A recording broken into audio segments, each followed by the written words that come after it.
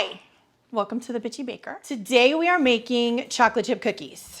Not just any chocolate chip cookies. We are making Joanna Gaines chocolate chip cookies from the Magnolia Table Farms, whatever, in Texas. So they are the most popular cookies in Texas. Well, yeah, they're Joanna Gaines cookies. It's and not just she a like tied up? No, isn't she like own Texas, right? We've been there. We've been to Magnolia Farms. It's actually the really cool place. They have coffee and muffins. Okay. Anyway, we're making chocolate chip cookies because we literally make chocolate chip cookies weekly because we have 5 children and they're in band and sports and all sorts of other kind of crazy crap where they always want chocolate chip cookies. So this batch is going to the marching band today. Even though they're on marching hiatus right now, they're doing concert bands. So we're gonna get them all hopped up on sugar so they can play better. We're gonna send 40 cookies that way. Come on back and we'll start with the chocolate chip cookies. We are gonna start the chocolate chip cookies. So before you start mixing all this stuff, oven to 350. I do have both ovens on since we're making 40 cookies. I wanna be done with it before I die from old age. So we have both ovens on, but again, we're not gonna drag you through both ovens. And parchment paper on your baking sheet. Parchment paper, parchment paper. Parchment paper on your baking sheet. It makes them not stick. It makes way less of a mess. And I'm also going to use a ice cream scooper, which is kind of big, but they'll make bigger cookies and it'll make it go faster. So that's what we're gonna do. I am going to start with the dries this time. I know the banana bread started with the wets. We're gonna start with the dries. So it's 2.5 cups of all-purpose flour. Just regular, I didn't sift it. I just tossed it in this bowl. It is a heaping teaspoon of baking soda, which I have here already. Heaping teaspoon. Heaping teaspoon. Just as much as you can fit in it. Like shove it in. And then a half a teaspoon of sea salt. So I don't know where else salt would come from. We're just gonna throw that. What sea was it from? It didn't specify.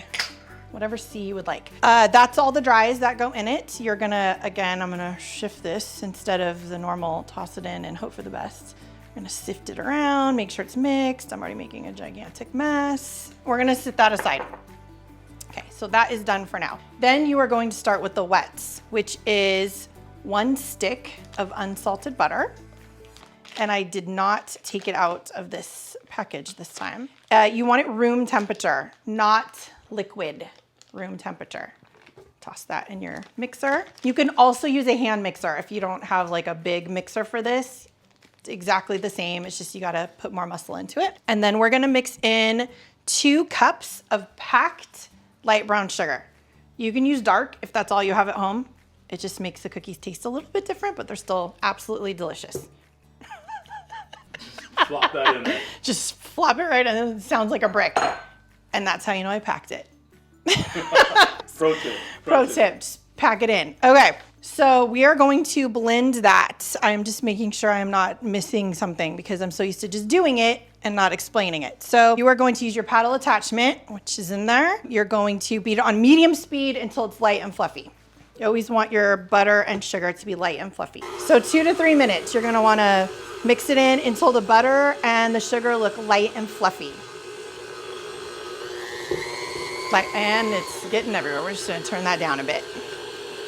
Light and fluffy. You shouldn't have to lose a finger and like mix it around. It should do it all on its own, but sometimes if your butter wasn't soft enough, you're gonna have to stick your spatula in there and mix it around. Okay. Yeah. So it's completely combined. 2 to 3 minutes, completely combined, you're good. After that, you're gonna wanna add the eggs, and then you're gonna add the vanilla and just make it smooth. So we are going to lift this up and add the eggs. The very expensive eggs. I have 1 more. So 2 eggs is what you're adding in here.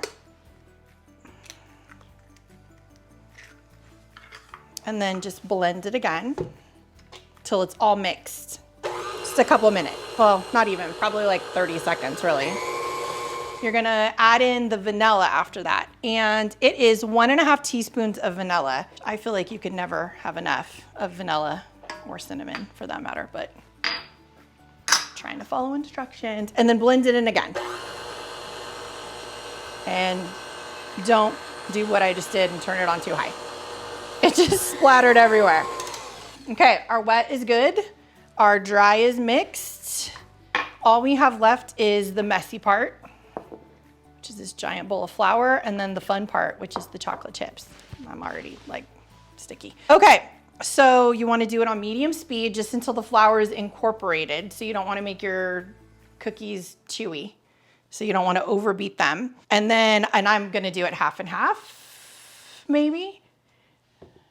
Ew. It just always looks so gross when it's like wet and, you know, wet. Nothing wrong with what? I'm just saying, you know, I don't like to touch things wet, so, ew. Okay. This is why we can't have nice things. Yeah, don't do that. See, it's because I can't see the other side of the mixer, which someday I'll figure that out. Okay, it incorporates really fast. See, look, it doesn't look gross now. Now it looks kind of like cookie. I'm just gonna throw the rest of it in here. We're just gonna be done with that. And then you mix it again until it's all incorporated. Slowly, on low. It's better.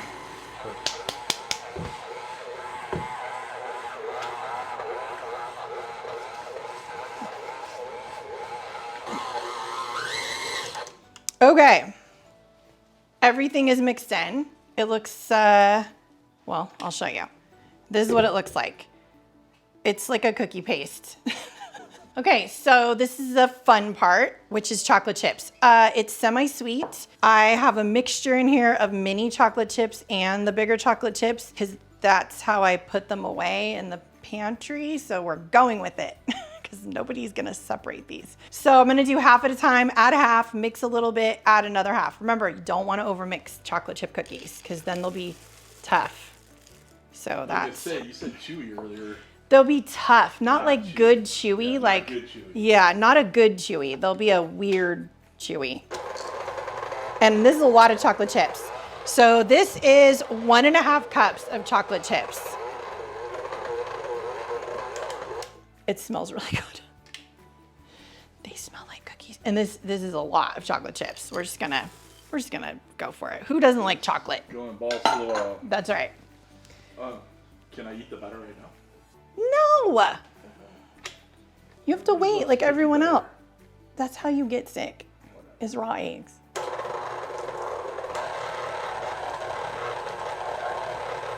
It's thick. Okay. Thick with 3 C's? Yes. It's like cinnamon with an S. Is what it is. Oh. Okay.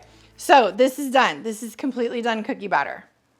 It looks delicious. There is a ton of chocolate chips in this because I used the teeny tiny ones and the big ones. It measured more. All right, we're gonna take this off and we are going to put them on the cookie sheet. So the directions do say a heaping spoonful to put on the cookie sheet, but then I have to touch it to get it off the spoon.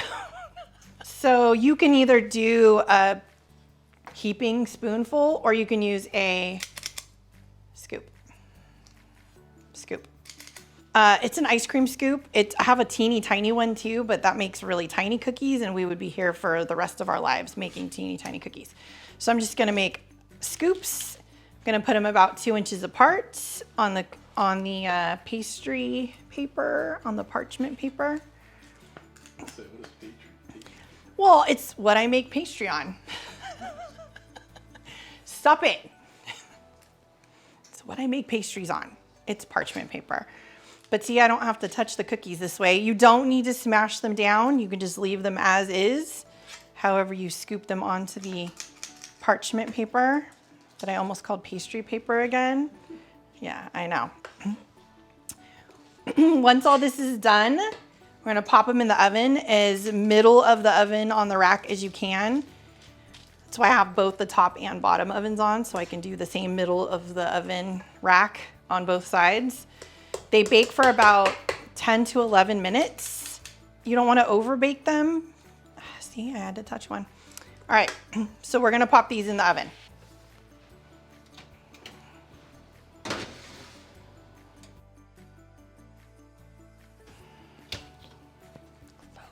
Now we wait for them to cook, and it's only 10 minutes, so no football. Woohoo! Oh, sorry. So the cookies are done. I get my bear paws on. I did leave them in a little bit longer because I made bigger cookies than what the recipe calls for. So I left these in for about 15 minutes, so 4 minutes longer. We're gonna let them rest on this cookie sheet for 1 minute, and then we're gonna eat them before the kids smell them and come down. Dude, they're perfect.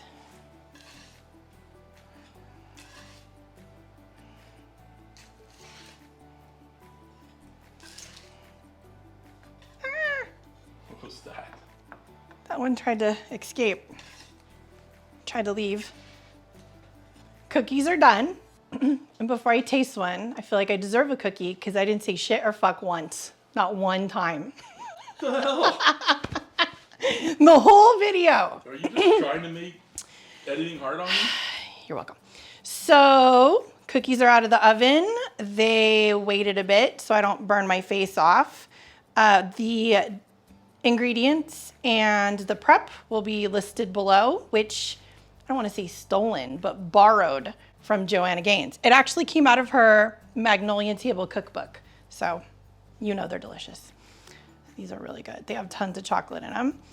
This batch turned out to be about 32 cookies and not the 40 because I did make them bigger just because I wanted to get done sooner. So, hey, you're not supposed to be eating cookies. I haven't even tasted it yet. They're good. Helpful.